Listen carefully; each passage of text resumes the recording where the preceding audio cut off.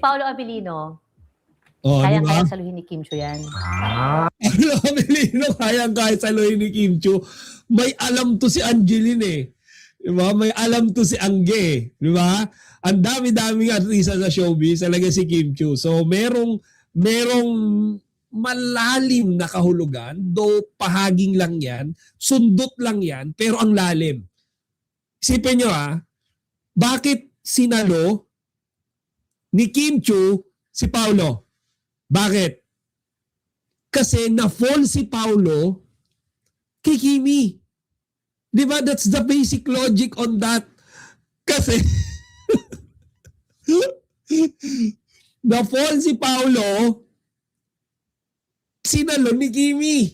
So, kung iintindihin niyo yan in a more logical way, si Paolo na-fall kay Kimi. Kaya sinabi kaagad ni Angeline, si Kimi, kayang-kaya saluhin si Paolo kasi si Paolo fall na fall kay Kimi. O, di ba? So, eto mga chika, ganda eh. Pangalawa si Coco Martin. Building nga, tinatalon yan eh. Kaya-kaya niya yung sarili niya. Pangatlo, si Sam Milby. Hanggang ngayon, hirap pa rin magtagalog yun. Kasi paano kung kakausapin? Kaya niya na rin yung sarili niya. So, sa madaling salita, Si Enchong. Si Enchong kasi, baka mas madaling kausap si Enchong, tsaka, di ba, kapangalan niya kasi si Non-Rev. Rev siya dun sa Four Sisters in a Wedding. Oo nga pala magkasama kayo doon. Naisipin ko na lang siya si Non-Rev. Rev! Sino naman sa leading man? Four Sisters in a Wedding, siya yung ano ni Enchong doon, di ba? Yung kapapangasawa. Sa mga leading man mo na yon, ang pinakamabait. Pinakamabait. Ito ang pinaka-favorite question ko. Okay, dito yan sa poll natin. Sa poll natin, may nag-Sam Milby. Okay, sino kaya yun? Tingnan natin dito. Naka-work ko kasi din si Paolo. Mm-hmm. So siya yung mas sweet at mabait sa akin. Kasi lalo Kita nyo mga kachika, pinili niya si Paolo. Ano sabi niya? Kasi naka-work niya. Pero di ba mga kachika, kasama sa pinagpilian, narinig nyo, si Sam Milby. Ngayon, nagdig ako, okay, ng research. Nag-research ako konti. An old video showing Paolo Abilino, Sam Milby, and Angeline Quinto. Mga kachika, this is way back 13 years ago. Hindi ko alam kung napanood nyo to. Okay, but look at this video. Tingnan nyo Dito mga kachika, malinaw na pinapili si Angeline Quinto kung sino ang mas gusto niya. Sino mas prefer niya, sino ang mas type niya. Paolo Abilino or Sam Milby. Well mga kachika, way back this year, di hamak na si Sam Milby way ahead than Paolo Abilino. Diba? Hindi naman na siguro bago sa atin yan. Kasi itong mga panahon na to, mga kachika, si Paolo, bagito pa lang sa showbiz. Diba? In fact, bago pa lang siya yan sa ABS. So, 13 years ago, mga 2012, diba? Ganon, pakakalipat pa lang ni Paolo. So, dito mga chika, pinapili si Angge. Sino mas type mo? Si Sam Milby or si Paolo Abilino? Okay? Tignan nyo mga kachika, ang sagot dito ni Angeline Quinto sa title, Paolo Abilino is more of her type. Mas type ni Angeline Quinto si Paolo. Way back, wala pa dito si Kimi Mga chika, take note, wala pa si Kimi sa storya na to 2000, anong date to? Anong taon to? 2013. Okay, so panoorin natin to. Karakaraka. Wala. Wow. para sa akin po, Nagpa-cute pa si Sam Milby Nagpa-cute pa. Pero tingnan nyo, hindi tinablan si Angeline Quinto. si Sir EJ. Hindi ka bumili sa ulo ko dahil babae ko tao, pinipili mo. Paolo mga chika, hindi pa siya ganong kaputi. Hindi pa siya masyadong nabibihisan, di ba? Dahil, again, bago siya sa industriya nito eh. Bagong lipat sa ABS, hindi pa nag-uumapaw yung project, walang endorsement, walang skincare, di ba? So, it's kumbaga, it's normal. Okay? So, ayan. Go! Dalawa na lang. Okay. Ano bang distinct? Ayun na lang. Si Paolo quiet. Si Si Sam Paolo kasi masaya. medyo tahimik po eh. Parang ganyan ngayon. Ayan, tahimik si Maya. Si Paolo. Opo, pero napaka-sweet niya kapag nag-smile. Narinig nyo? Si Paulo tahimik kasi pero napaka-sweet niya kapag ka nag-smile. 'Di ba? Yan yung lagi nating sinasabi until ngayon until at this point in time. Mga chika, lagi natin sinasabi si Paulo Abilino, yung way niya nung pag-express, nung nararamdaman niya, nung feelings niya is from her smile, from his smile, from his facial reaction, facial expression rather. 'Di ba? So way back 2013, si Angeline Quinto, si Paulo na talaga. Okay? Yung talagang mas prepare niya, mas type niya. 'Di ba? Again, wala pa si Kimi nung mga time na to sa storya. So ibang usapan pa to. Okay? So ayan. Katunaw. Smile ka nga. Di ba? Nakakakilig, di ba? Pinasmile niya pa si Paulo sa interview. Diba si Paulo? Di ba natawa? Natawa si Paulo. Pero si Sam naman, nakakatulong tumingin. Sobra. Ayoko na kausap. Ayaw mo lang ako. Ayoko na kausap. Nosebleed. Tingin ka na lang, huwag salita. Siya na raw baka palit ko. Si Coco, Nakakantahan mo naman. Huli mo na. si Coco pa din. Ikaw, Thea, 2013 na. Oh, ayan. So 2013 mga kachika, sabi niya si Paolo Amelino is mas type niya.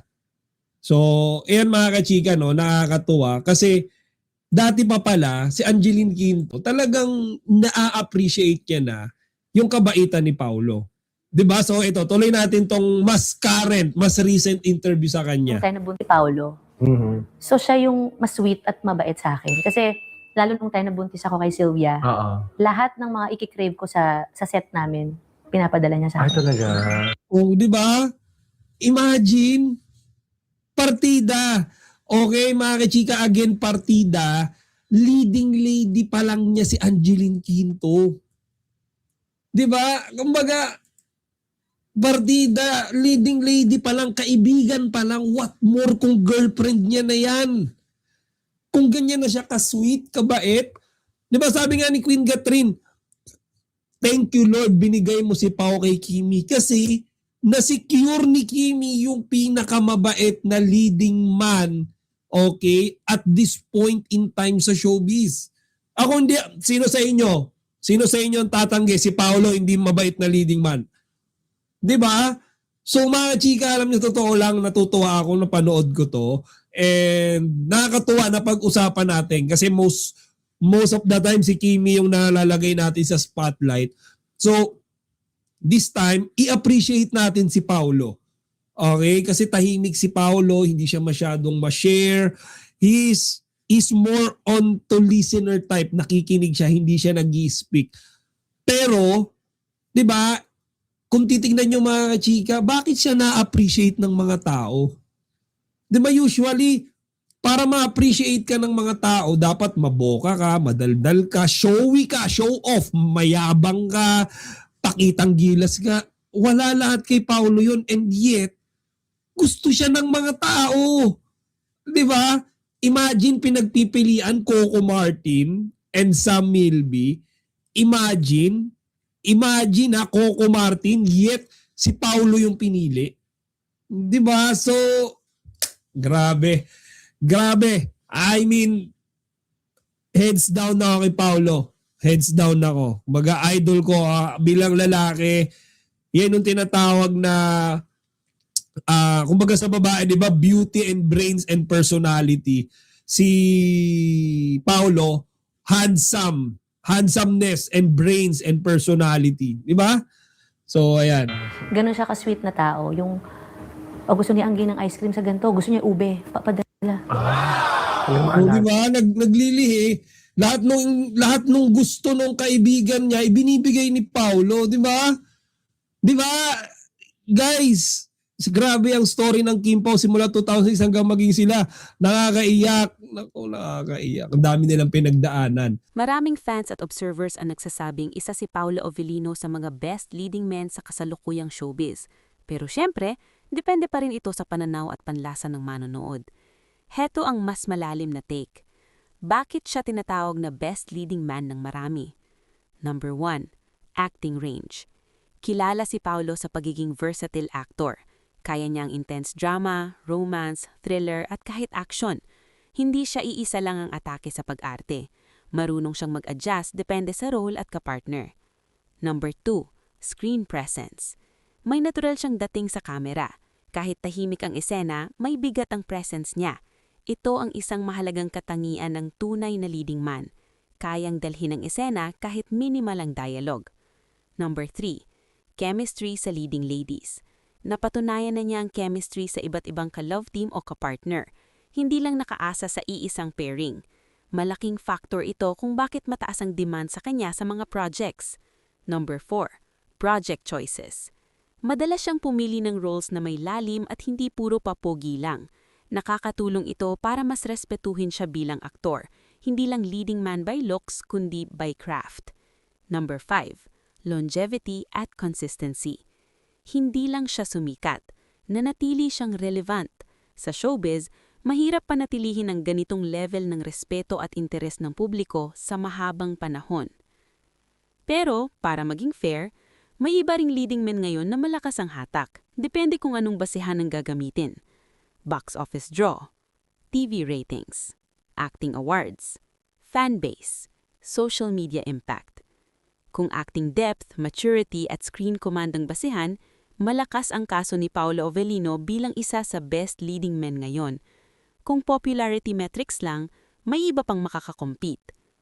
Ano ang totoo sa balita na yon? Number 1, napag-usapan si Paolo sa isang public event kasama sina Kim Chiu, Jericho Rosales at Janine Gutierrez. May viral photos at mga netizens na nabigla dahil magkakasama sila, pero walang official na announcement tungkol sa relasyon nila ni Kim Chiu o iba pa. Number 2, formal na nananatili si Paolo sa ABS-CBN at Star Magic. Inanunsyo na siya ay naka-talent agency ng Star Magic kaya makikita pa rin siya sa mga ABS-CBN projects at hindi nawawala ang kanyang presensya sa mainstream showbiz. Ibig sabihin, ang karamihan ng balita ngayon ay professional at career-focused, participation sa events, projects at paparating na mga roles, hindi puro chismis tungkol sa personal life. Mas malalim na konteksto. Hindi bago sa showbiz ang pag-usbong ng mga chismis, lalo na kung malakas ang chemistry o trending ang love team. Sa kaso ni Paolo Avellino at Kim Chiu o Kim Pao, maraming fans ang nag-i-interpret ng mga interactions nila dahil sa ang dami nilang collaboration sa projects. Nag-start sila sa Linlang, What's Wrong with Secretary Kim, The Alibi, at ang pelikulang My Love Will Make You Disappear na umani ng buzz at kita. Social media buzz at fan speculation tungkol sa personal nilang relasyon, tulad ng mga rumor na nagli-live-in sila pero wala namang opisyal na konfirmasyon mula sa kanila. Ano ang dapat tandaan? Balita tungkol sa kanilang career at projects ay totoo at verified. Personal na relasyon nila ni Kim Chiu ay puro speculation, walang formal or reliable confirmation. Ang mga public appearances at ang mga fan reactions ay normal lang sa showbiz, lalo na kung trending ang love team. Sa totoo lang, hindi madaling ibigay ang titulong Best Leading Man dahil maraming basehan ang pwedeng gamitin. Acting ability, box office pull, TV ratings, awards, fanbase at longevity. Pero kung pag-uusapan ng kabuuang kalidad ng pag-aarte at screen command, may matibay na dahilan kung bakit maraming tao ang naglalagay kay Paolo Avellino sa top tier ng mga leading men ngayon. Una, kapansin-pansin ang lalim ng kanyang pag-aarte. Hindi siya yung tipong nakaasa lang sa looks or romantic image. Madalas, ang mga roles niya ay emotionally complex, may internal conflict, moral tension o psychological weight. Ang ganitong klase ng roles ay hindi madaling dalhin at hindi lahat ng leading man komportable sa ganitong territory. Sa kanya, nagiging natural at grounded. Ikalawa, malakas ang screen presence niya. Kahit tahimik ang eksena, ramdam ang karakter. Ito ang isang mahalagang katangian ng tunay na leading man. Hindi lang bida sa billing, kundi bida sa eksena. May mga aktor na malakas sa dialogue pero nawawala sa silent moments. Si Paulo, kabaliktaran, gumagana kahit walang salita. Ikatlo, napatunayan na niya ang chemistry versatility. Hindi siya nakakahon sa iisang ka-love team lang. Nakapag-work siya with different leading ladies at nagwo-work ang dynamics. Ibig sabihin, hindi lang love team magic ang dala, may sarili siyang acting anchor. Ikaapat, maganda ang project selection niya. Mapapansin na mas pinipili niya ang material na may substance kaysa puro safe romantic roles. Nakakatulong ito sa credibility niya bilang aktor, hindi lang celebrity na nagpapakilig. Pero para maging patas, ang pagiging best ay hindi lang tungkol sa acting. May iba ring leading men na mas malakas ang mass popularity, mas malaki ang box office draw, mas malakas ang social media reach, mas dominant sa mainstream primetime hits. Kaya para sa ilan, maaaring iba ang best nila at valid din iyon. Ang masasabi ko, kung ang basihan ay kalidad ng pagganap, maturity sa craft at consistency, malakas ang argumento na si Paulo Avellino ay kabilang sa pinakamahusay na leading men ng sanasalukuyang panahon. Hindi man unanimous choice ng lahat, pero siguradong nasa shortlist siya ng mga seryosong aktor leading men ng kasalukuyang henerasyon. Spicer for acting. Una, transition mula love team era to character-driven era. Ang showbiz ngayon ay unti-unting lumilipat mula sa tradisyonal na love team formula papunta sa mas story-driven at character-driven projects. Si Paulo ay swak sa ganitong shift. Kahit may love team buzz, hindi siya nakaasa rito. Kaya niyang tumayo bilang individual actor. Malaking advantage ito sa long-term career. Ikalawa, malakas sa mature roles. Habang maraming leading men ang nakafocus pa rin sa youthful romance, si Paulo ay nag-e-excel sa mas mature, layered at morally gray na characters. Ang ganitong klase ng roles ay mas nagtatatak at mas nagbibigay ng award potential. Ikatlo, director-friendly actor.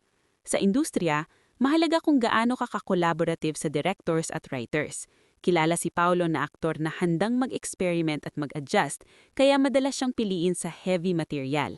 Hindi lahat ng leading men ay ganito ka-flexible. Ikaapat, hindi overexposed. Isa pang factor kung bakit nananatiling may impact ang dating niya, hindi siya laging overexposed sa media o variety content. Kapag lumabas siya sa project, may freshness at anticipation. Stratehiya ito na nakakatulong sa star value. Ikalima, fan plus critic balance. May rare na balance siya ng fan support, industry respect, at critic approval. Karaniwan kasi, minsan fan favorite lang o critic favorite lang. Sa kanya, medyo nagtatagpo. Ika-anim, current love team impact, ang Kim Pao factor. Ang pairing nila ni Kim Chiu ay nagbigay ng bagong layer sa kanyang leading man image. Mas accessible siya mayon sa mas malawak na audience. Nakakatulong ito sa popularity metrics nang hindi nababawasan ang acting credibility. Hindi lang tanong kung best leading man ba siya ngayon, mas magandang tanong ay, isa ba siya sa pinakakumpletong leading men sa kasalukuyang panahon? Sa acting depth, maturity, adaptability at project quality, oo, kabilang siya sa pinaka-solid. Career trajectory. Number 1. Mas maraming high-prestige projects. Kung magpapatuloy siya sa pagpili ng story-driven at psychologically complex roles, malaki ang chance na mas maraming award-type performances, mas international festival entries, mas prestige series or films. Ito ang path ng mga aktor na tumatagal ang respeto sa industriya, hindi lang kasikatan. Number 2. Posibleng international crossover. Dahil sa streaming platforms, mas bukas na ang global exposure. Ang acting style ni Paulo ay naturalistic at understated. Ito ang mas madaling tanggapin sa international market kumpara sa overly melodramatic style. Kung mapapasama siya sa co-productions o regional Asian projects, lalaki pa ang profile niya. Number 3. Shift to actor-producer o creative control. Maraming established leading men ang lumilipat sa co-producing, story development, creative partnerships. Kung gagawin niya ito, mas makakapili siya ng material na babagay sa strengths niya at mas tataas ang kalidad ng output. Number 4. Love team plus solo balance strategy. Ang magandang direksyon para sa kanya, panatilihin ang successful pairing projects tulad ng Kim Pao type momentum, pero huwag umasa lang doon. Kapag napanatili ang balanse, lalaki ang fanbase ng hindi nakukulong sa isang branding lang. Number 5. Mas malalaking lead role sa limited series. Uso ngayon ang limited series o mini-series format. Mas cinematic, mas intense ang acting. Ito ang format na bagay sa acting range niya. Dito, lalong makikita ang depth niya kumpara sa long-running formula shows. Number 6. Brand evolution from leading man to character authority. Habang tumatagal, ang trajectory ng mga ganitong aktor ay romantic lead to dramatic lead to character authority. Ibig sabihin, darating sa punta na kahit hindi romance ang genre, siya pa rin ang unang choice bilang pangunahing bida. Para manatili sa top leading man tier, kailangang iwasan ng repetitive roles, huwag ma-typecast sa isang personality template, panatilihin ang project quality control, huwag ma-overexpose sa low substance content. Kung tuloy ang kasalukuyang direksyon ng career niya, malaki ang chance na masolidify siya bilang isa sa pinakarespetadong leading actors ng henerasyon niya.